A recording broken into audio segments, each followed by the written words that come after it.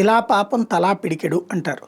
ఆరోగ్యశ్రీ మొదట ప్రారంభించినప్పుడు పేదవాడికి కార్పొరేట్ వైద్యం అందుబాటులోకి వచ్చింది. చక్కగా అనేక మంది జీవితాలు బాగుపడ్డాయి, ప్రాణాలు కోల్పోయే పరిస్థితుల్లో కాపాడబడ్డారు.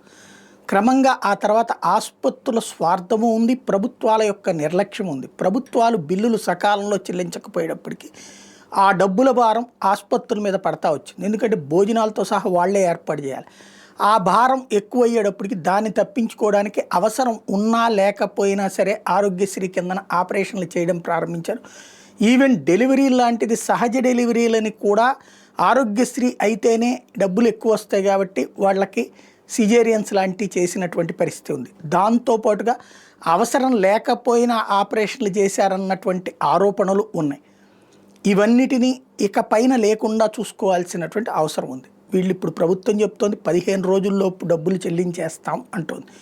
ఇందులో ఒక బెనిఫిట్ ఏముందంటే కేంద్ర ప్రభుత్వానికి సంబంధించినటువంటి ఆయుష్మాన్ భారత్, రెండవది వచ్చేటప్పటికి రాష్ట్ర ప్రభుత్వానికి సంబంధించిన ఎన్టీఆర్ వైద్య సేవ. కొన్నిటికి వీళ్ళు ఖర్చు పెడతారు, కొన్నిటికి కేంద్ర ప్రభుత్వానికి సంబంధించినటువంటి ఖర్చు అన్నటువంటి. యాక్చువల్గా కేంద్రం డబ్బులు అయితే టైంకి వచ్చేస్తున్నాయి, రాష్ట్రం డబ్బులే లేట్ అవుతూ ఉంటాయి.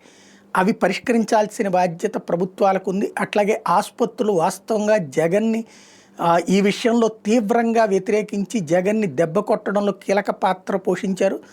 వచ్చిన ప్రతి ఆరోగ్యశ్రీ పేషెంట్కి ప్రభుత్వం ఇవ్వట్లేదంటూ ప్రజలలో, పేద ప్రజల్లో తీవ్ర వ్యతిరేకత సృష్టించుకొచ్చారు ఆనాడు. కాబట్టి ఇప్పుడు ప్రయోజనం వీళ్ళు మరి రాజకీయంగా ఆ విధమైనటువంటి పని చేసి పెట్టినటువంటి వాళ్ళు ఇప్పుడు ఏం చేస్తారు? ఇప్పుడు బాగుంది అని చెప్పేస్తారా, లేదా ఇప్పుడు టైంకి కనుక వీళ్ళకి బిల్లులు ఇచ్చేస్తే ఏ ప్రాబ్లం లేదు, లేకపోతే ప్రభుత్వాలకు మీద వ్యతిరేకత సృష్టించడంలో గ్రౌండ్ లెవెల్లో టీచర్లు ఎట్లాంటి పాత్ర పోషించారో, ప్రభుత్వ ఉద్యోగులు ఎట్లాంటి పాత్ర పోషించారో ఇక్కడ ఆసుపత్రుల్లో డాక్టర్లు కూడా అదే పాత్ర పోషిస్తారు.